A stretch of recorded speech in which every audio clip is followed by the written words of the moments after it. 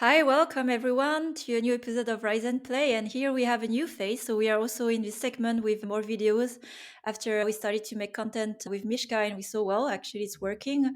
YouTube, people do enjoy to see some of our faces. So then we continue with it and with Arseny Lebedev today has been known in some way also in the Constructor of a channel, also a good friend and industry peer to Mishka.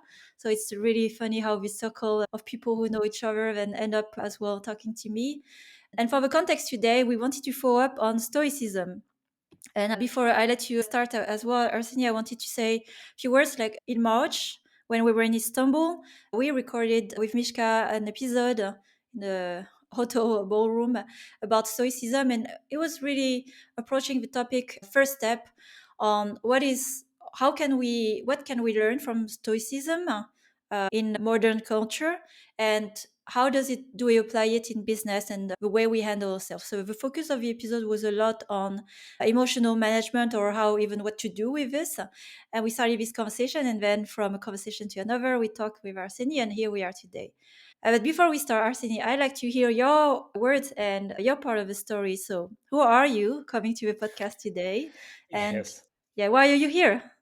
Good, good. So yeah, I mean, I've been pretty the past few months. I've been more active on the deconstructor Slack, and I find it a great place to kind of see if people share my opinion or disagree with me or whatever.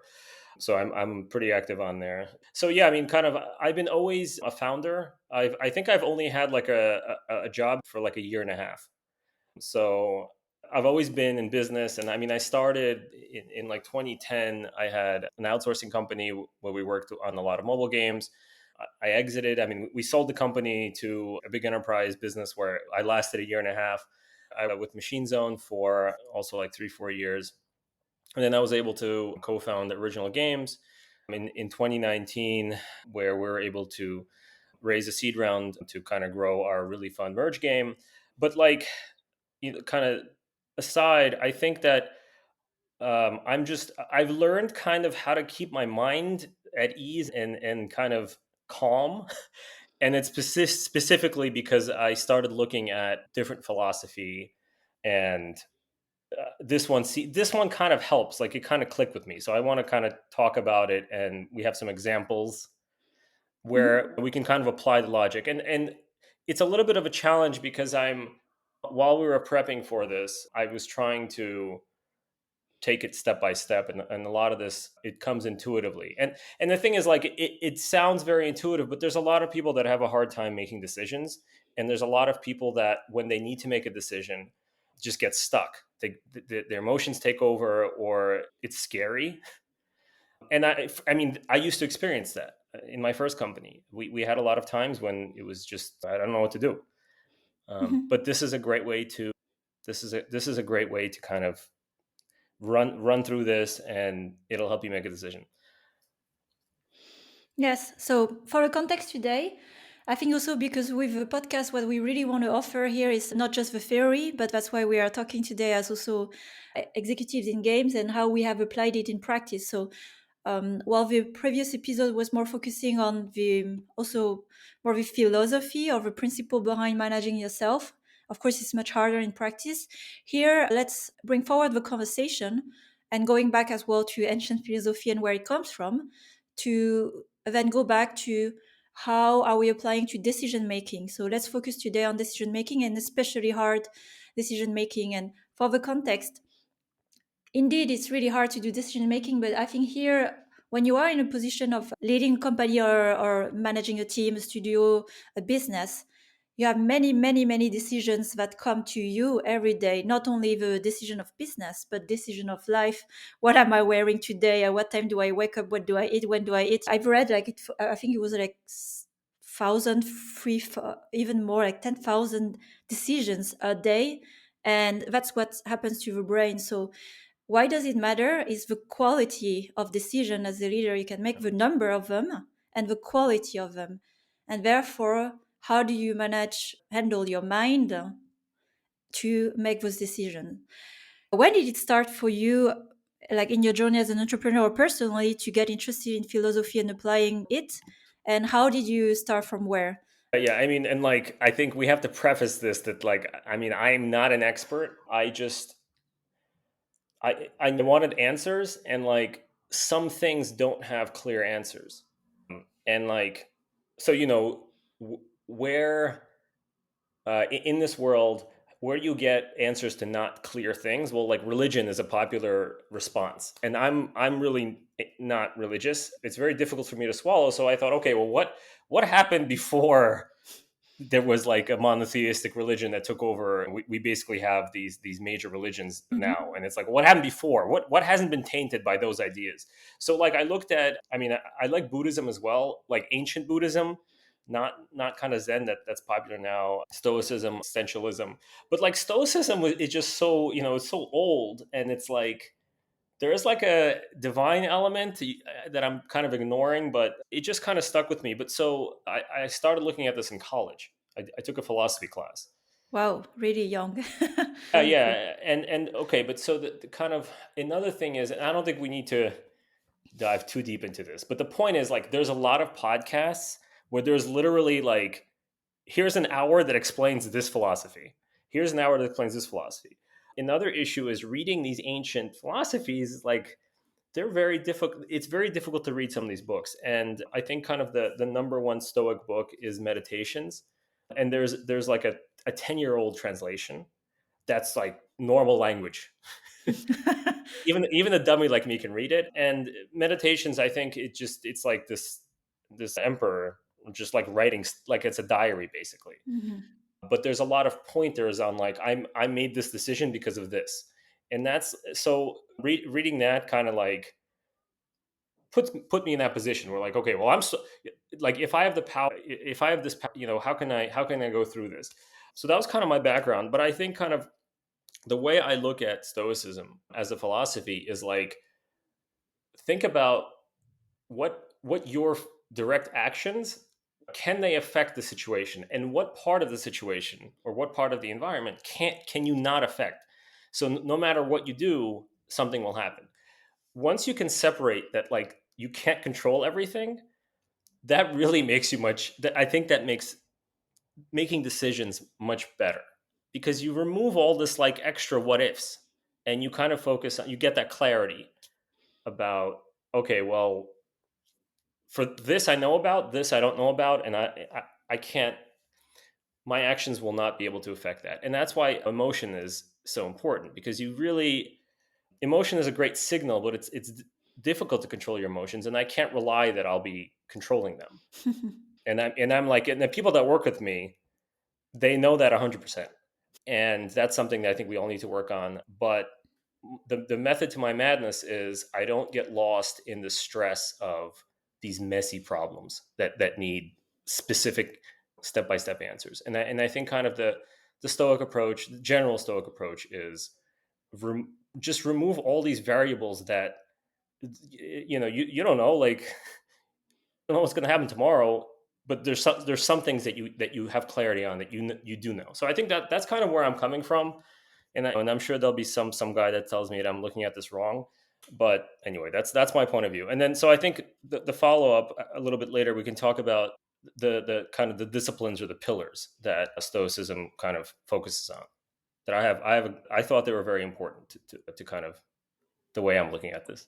Before we get into this, because I think here I like to approach this conversation as well, more like exactly what is the lens, what is the lens you use to look at it, and then we can go also more in concrete.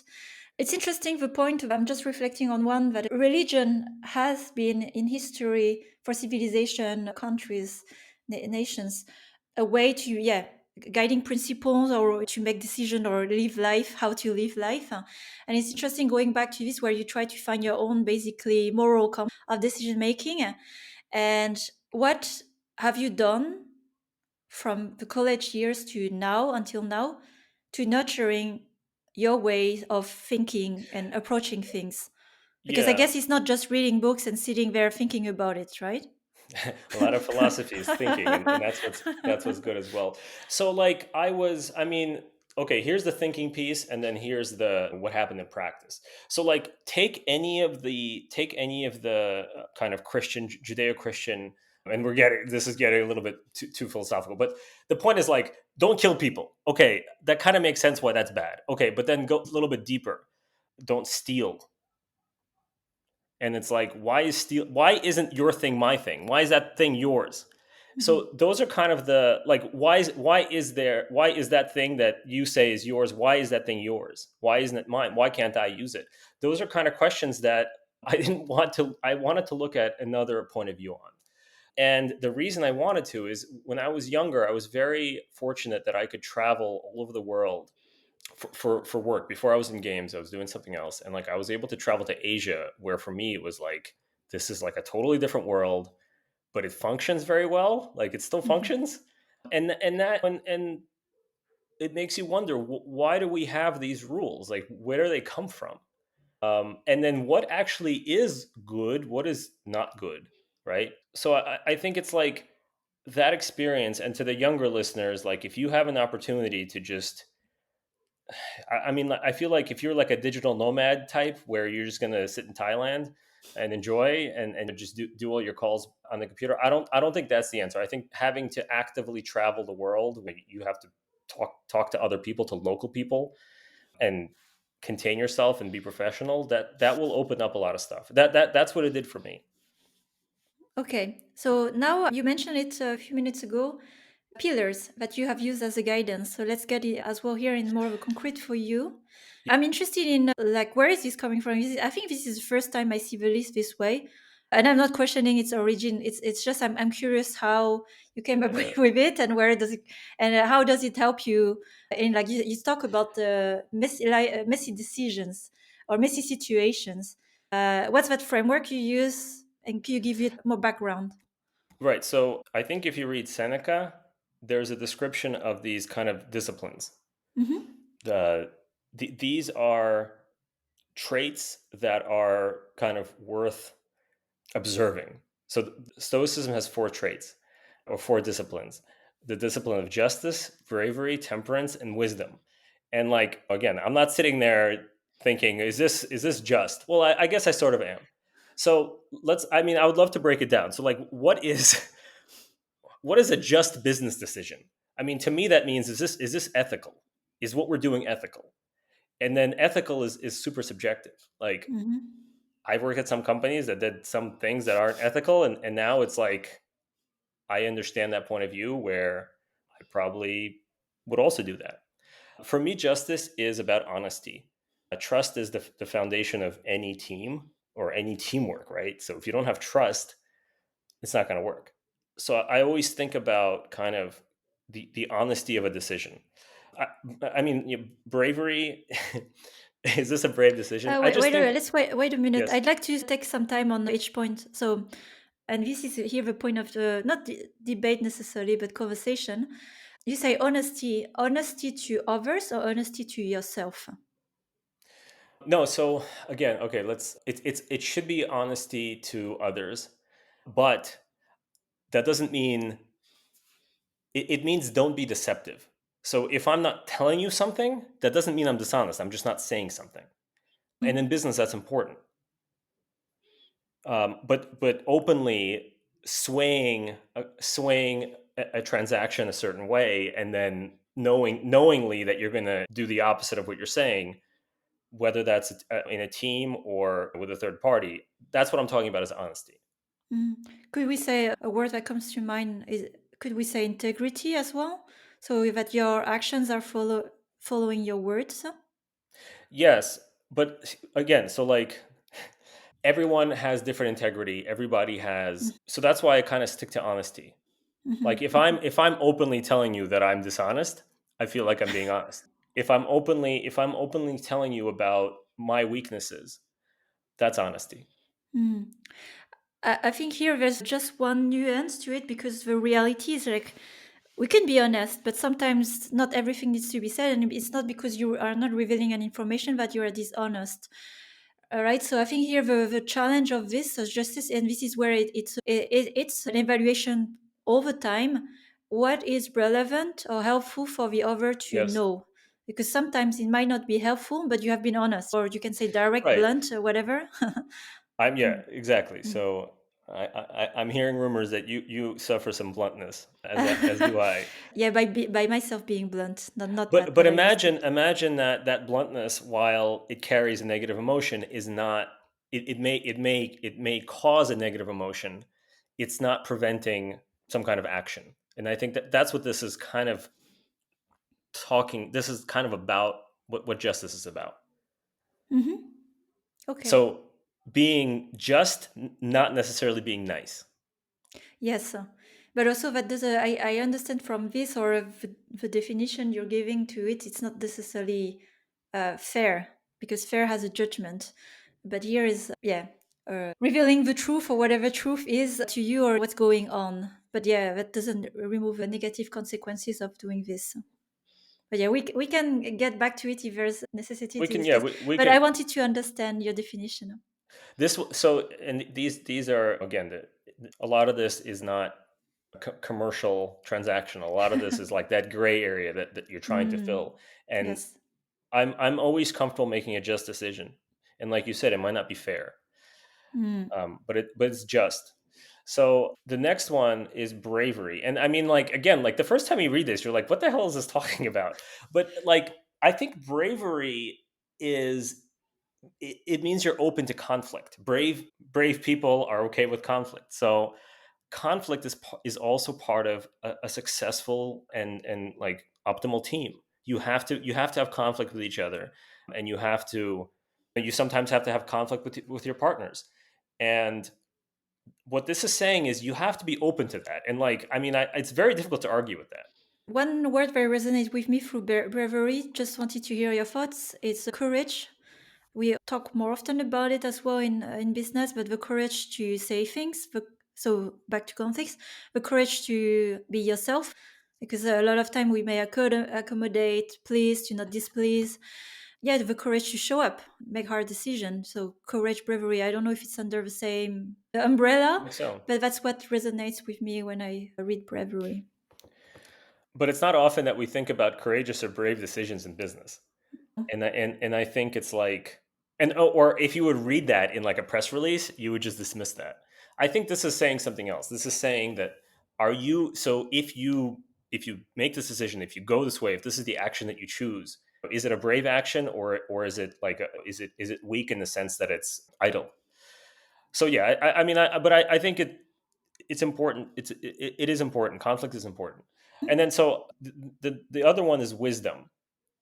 And again, it's like these vocabulary words are weird, but it's like, so I've been looking at my experience more and more, and I'm finding that because I've always been in like kind of a founder position where I have no cushion. I'm always backing up against the wall. Do you have like a gut sense of what's going to happen? And I think it is important to leverage that. Not and then not everyone's good at that, but it is important to use your gut when you don't know what else to do, Mhm. or use someone else's. If so, but this actually goes the other way. Like, what if you don't have experience in this? You have to acknowledge that, right? So if you don't have the wisdom, how can you be sure that your action is going to have an effect? It's going to have the effect that you're predicting or thinking about. Mm. But isn't this then in wisdom understanding the long-term impact of today's decision, right? It's you may not rely on your past experience, but then you have thought at least for some time on what are the different avenues and what could go. So you have evaluated different routes of your decision and the impact of your decision. And sometimes you not do anything as well. That's wisdom until you have clarity. Yes, exactly. So, but I think wisdom is part of thinking about what is your sense is important. I mean, Mm. there was a time when I was thinking I should never rely on my sense Hmm. because I don't have enough sense. I mean, Hmm. I'm like almost 40 now, and I still feel like that way. I mean, I was actually thinking about this. Like, I my general demeanor is I'm the dumbest person in the room, and that's like changing a little bit, and that's weird because you're talking to people and you're hearing what they're saying, and you're like, I know that's a mistake. I know that's misleading. I know that's whatever. And that's cool that I can sort of start relying on that now, and I'm very happy about that instead of second guessing. Hmm. Just a word about instinct. I'm sure you know about this as well, that it's not always conscious to us, but it's a subconscious process of all the learnings and all the things we have taken for self, like our wisdom, if you want to call it that way, that is the result of like the slower part of the brain that is making really like fast computing and so on. And so the instinct is more the result of how what we feel, but what's happening in the background of a brain is much more complex and elaborated. So there's a value benefit of what we feel. We cannot explain it, but instinct or gut feeling is just the end result that we feel, but we don't fully understand the reasoning, but it has an origin, and usually a solid one. Or sometimes it could be fear and emotions, but that's what you need to differentiate, right? But it is there for a reason. Yes. So and I think this kind of leads into temperance, the last one. So for me, this is the most important one. I think this is actually what made me interested in Stoicism, because it's not saying just be good; it's saying be in balance, and that means, if how brave are you? Are you so brave that you're gonna screw up the decision because you're so brave, or you think you're so smart, or Hmm. you're relying too heavily? So for me, that's really interesting, and I'm the type of person that's not a goody two shoes, but I also know my limits. Sometimes we, we had we had a 9 a.m. meeting that I missed, but so the point is, like, I'm because I understand that there should be a balance. I'm willing to not only work, also play, whatever. But I think if you think about this deeper, what does balance even mean? I think there's something towards a decision should be a win-win decision, because because a win-win will always have a better long-term result. And I know there's some executives that their decisions are always like, I'm number one, I need to get more than the other person, than the other Mm. party. And that's but I mean, that is a certain way, right? It's always much safer to make sure, no matter what, you're going to get more. I think what this is saying is, openly think about the other party. Hmm. Are you Yes. temperament, or are you a goody two shoes? No, I'm more on the temperance. It's like for sure. No, but well, maybe by saying that I'm not, but I consider myself quite moderate in my ideas. I don't believe in extremes, because that means you're attached to a certain idea and vision of something, and then Yeah. you don't want to be wrong.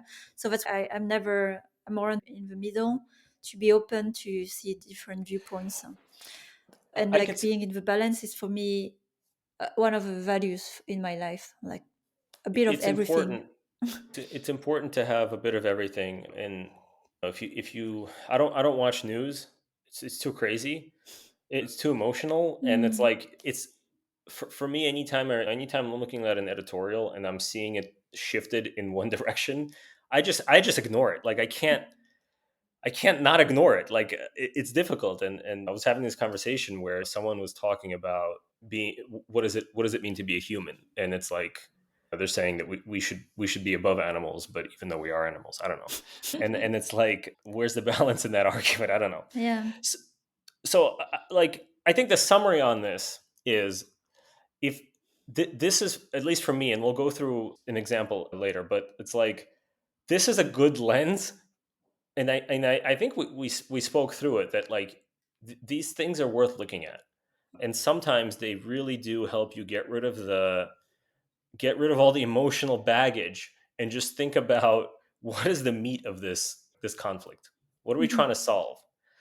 So I like to test this. This is like give structure. I mean, for us, when you need to change control or change your behavior, you need first to have clarity and structure. Like, how am I approaching this?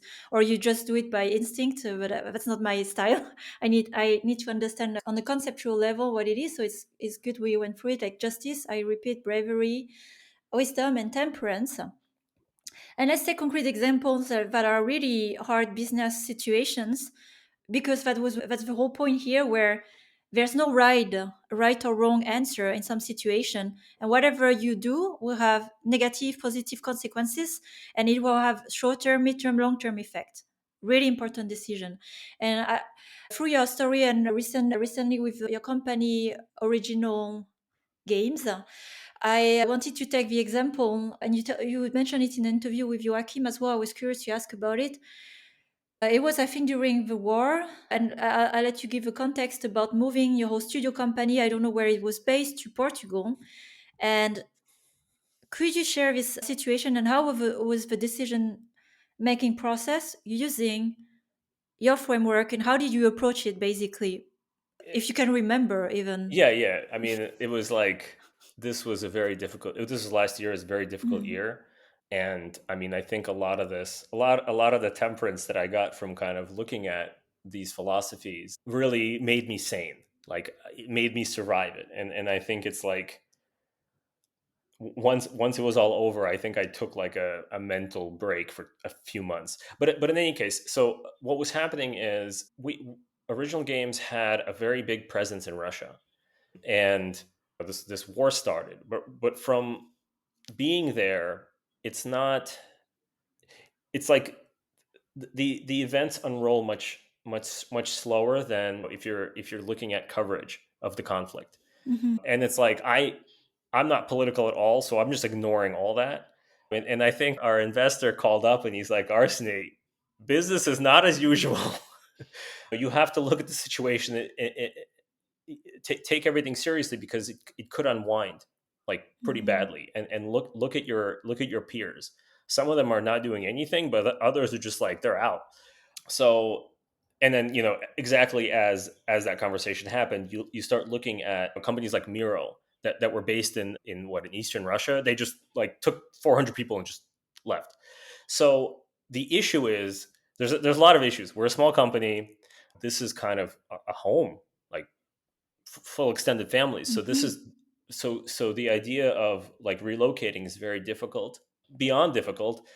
I didn't sign up to be a tax and immigration lawyer, but like I think more specifically, the situation in the kind of living situation in the country was degrading without like you couldn't forecast if they were going to shut the borders down, were they going to do like a draft, like the banks stopped working, and like I don't know if the internet even works anymore. I think it does there, but it's Mhm. like all of this stuff was happening and it's difficult to forecast, and it's very easy to fall into kind of these emotions where like, oh my god, I just bought an apartment, like I just bought my Mhm. dream apartment, why do I have to leave? Maybe we can fake it. So okay, so that's fine. So kind of I set the backdrop, and essentially it's an unpredictable situation that a merge game company is not really not suited, not the best suited to do.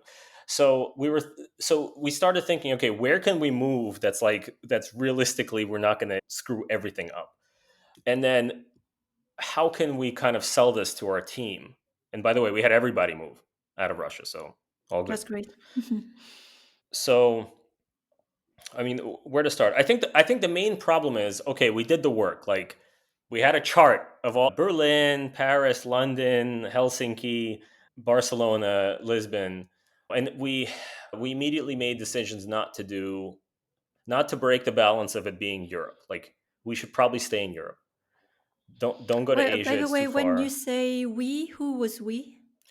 So I mean, and I don't want to step on anyone's toes, but it's the co-founders are making these decisions. But I think ultimately, as the CEO and kind of the most aggressive crazy person, I wanted a decision quickly, Mhm. and quickly Yes. being a few months, Mhm. because I mean I like to make a decision and stick to it even if it's a bad decision, but it's like let's at least have a direction and then Mhm. we can fix all the dumb pieces. Mhm. And in a situation like this, kind of I know that we would make a lot of bad decisions because things would be happening quickly, and that's okay. I think we're ready for that. So the issue is that the founders were kind of beating around the bush, and that was adding to the stress where it's like no Mhm. one can make a decision. So I think I kind of very curtly just said, okay, it has to be Portugal. And outside of the commercial reasons, I think that so it's like outside the commercial reasons, this is where kind of this framework may be helpful. So I don't feel that it's just to require everyone to move to a place that has a poor standard of living, or Mhm. that a place that's very far. I have experience in the cities I mentioned. I have experience. I actually didn't have experience in Portugal, in Lisbon, but I had enough contacts and enough friends that I trusted that did establish kind of commercial entities here. So I kind of leveraged their stories, and I used my gut feeling on, like, is this real? Like, is this going to happen to us? If what they say is 50% wrong, is it still good? Mhm. It was things like that. And then I think I had the courage to at some point say, this is where we're going, and that's it. And no one's going to tell me different. That's kind of my overall thinking. And, like, I mean, I don't know if the decision in the end was good, but everyone's here. Everyone is essentially a resident at this point. It's been a year. Mhm. I'd like to comment on some things you've shared here, because why I was curious about the case, it's indeed you had options you could have spent the time to evaluate. So it's good to know as well in the time frame, like it was month, which I thought was reasonable. It could have been hours, right? Yeah, yeah, I yeah. mean, it's maybe waiting a few days to make that kind of decision, but months it seems reasonable for such a big decision.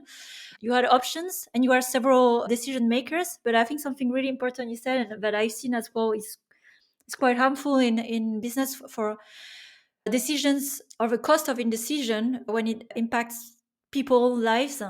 It's to not postpone too long in decision and accepting along the way that's Yeah. maybe not the perfect decision. And is there anyway a perfect decision? But the cost of indecision is much higher. And then the cost of fixing those mistakes by taking this decision is manageable. And I guess you've made that evaluation when you chose Portugal. Right. So that's a great point. And again, like, a lot of this may sound, everything sounds reasonable, but I think it's about how you position kind of the compartments in your head to make those decisions. Because I'm not making this decision because I want to be brave, but I think it's like we have to jump into something. We can't be indecisive. We don't have the time to go through every little thing. So I think it's like you have to understand what is the worst thing that can happen, and is that manageable. Mhm. So, and exactly, and that's exactly how I asked, kind of, we had some legal help. I asked them to just kind of give me enough information that I can think through what is the Mhm. worst that can happen. And I mean, emotionally, for you, were you in a place that you could have back to the clarity, this temperance, to be able yeah. to make a decision that you trusted yourself? Yeah, yeah. So I mean, I was not in any poor mental state at all. It was very clear. And I don't know if that's because I'm an idiot, or, like, I'm just used to making these decisions about uprooting a lot of people. So it was about 20 people Yeah. that I ended up moving, plus their families. And quick question, a year now looking, year happen. How do you feel about that decision you made when you didn't have all the information you have today? Yeah. How do I you mean, feel if about that decision? I think the decision was good. I think of the unpredictable problems, there's a couple, but I think the biggest thing that I didn't think about, which is just a problem I have, is, like, and I mean, actually, this is something we should debate a bit later. Is, like, I usually don't think about other people's emotions, and not everyone in this, not all our employees or staff are used to this kind of, like, a major change like this, and Europe, or at least Portugal, but overall, if you look at the other options, I think this was still the best decision. Hmm. Before I ask if we have a bit of time, like a second example, would you like to debate on the like how do we factor in the emotions of others in decision we make? You say that you usually don't factor it. Yeah, Did I yeah. get this correctly? So I guess that could be a question to you, and your thoughts is, like, I think one of the issues with this kind of stoic approach, where, like, just ignore emotion and use it as a signal versus factor that you're going to make somebody upset, or someone will be in a situation that they haven't, like, I just ignore that. I have this problem. I ignore that. It's like it's not a priority for me at all. Hmm. But I think Yeah. Stoicism kind of backs up my point of view, is what I'm saying. So Yeah, well, from my understanding, it's emotions. It's not like you can remove them, right? So you're not trying to punish yourself because you feel things. You cannot control them. I think that's here the principle, the premise we started from.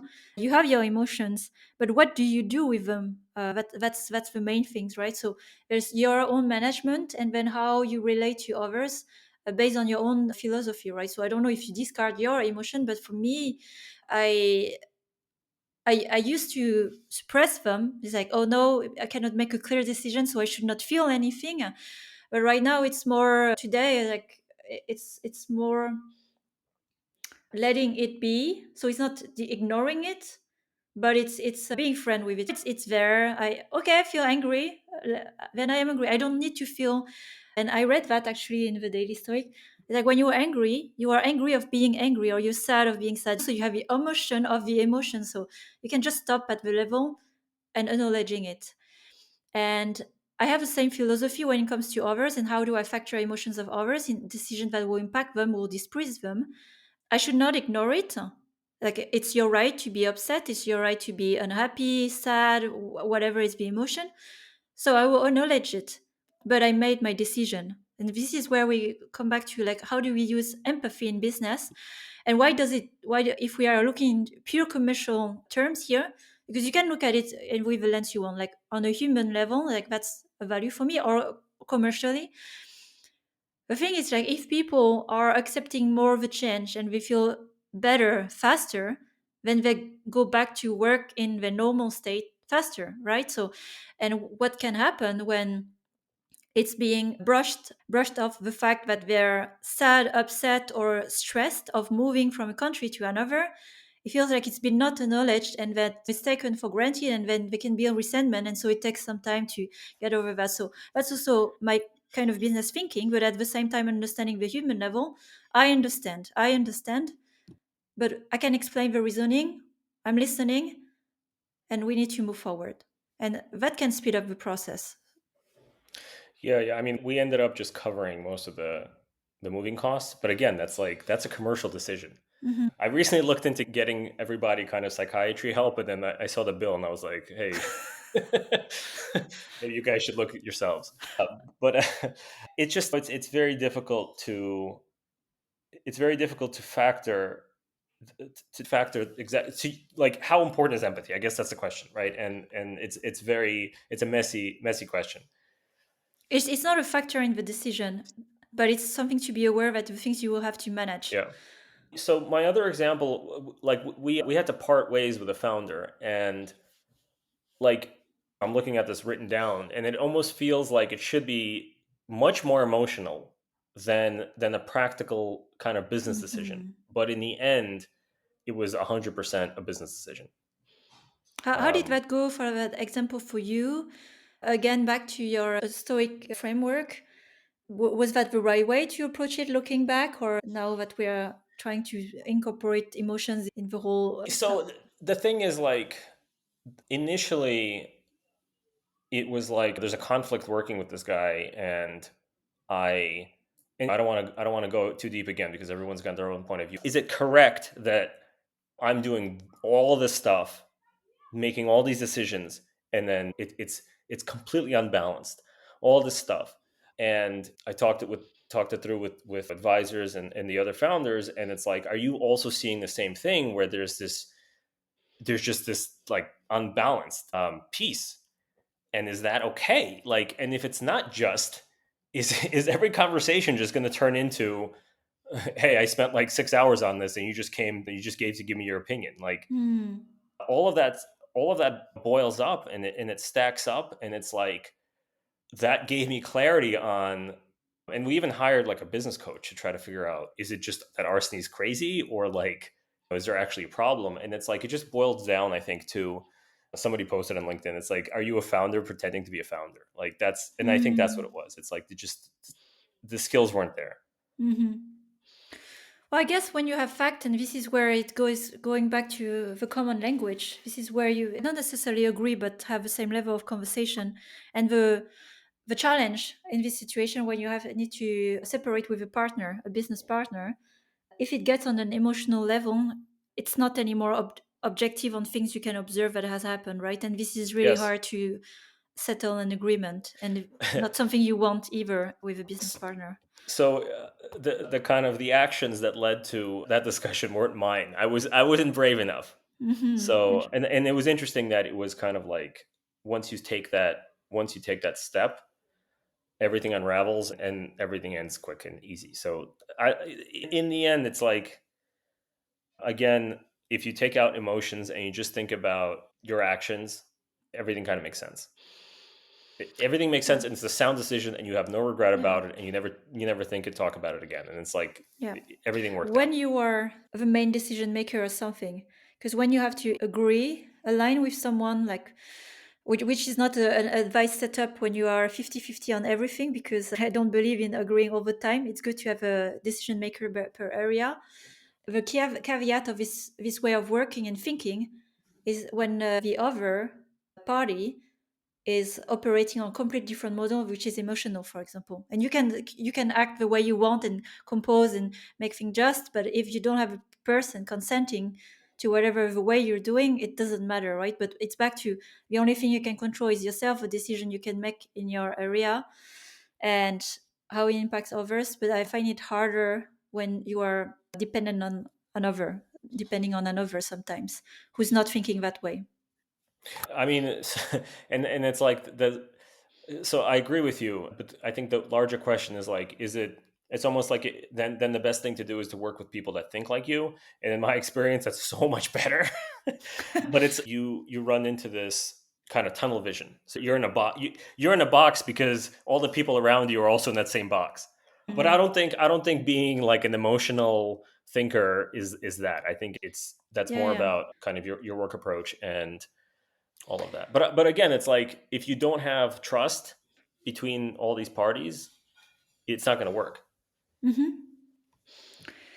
Let's close the conversation today. We are humans with our own Yes. complexity, perception of the world, and I think that's what it is at the end of the day. But we can use a framework for ourselves and how we make decisions. And you shared yours today. Few last words from you on for people who listen to like the how you started it. What can you suggest to read, to do, to talk to for people who want to be more stoic in their decision making? So in my days in the Finnish military, when I smoked weed in a field, that's my first Mishka joke. Okay, second joke.